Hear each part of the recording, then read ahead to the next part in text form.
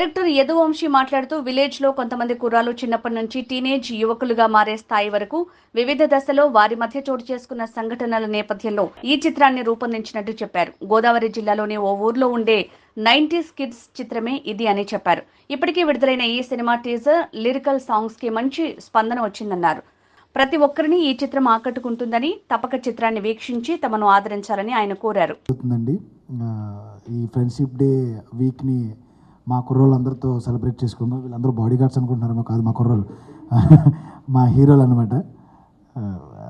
ఈ 11 మందితో ఈ ఫ్రెండ్షిప్ డేని బాగా సెలబ్రేట్ చేసుకోవడం కోసం విజయవాడ సపోర్ట్ మాకు చాలా బాగా కావాలి. ఎందుకంటే విజయవాడలో ఉన్న కమిటీ కుర్రోళ్ళందరూ కూడా మా సినిమాని చూసి ఆదరించాలని కోరుకుంటున్నాం.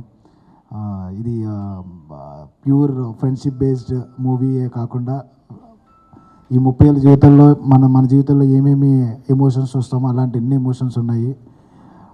చిన్న వాళ్ళ దగ్గర నుంచి పెద్దవాళ్ళ వరకు అందరూ కూడా వచ్చి సినిమా చూసే విధంగా ఉంటుందన్నమాట.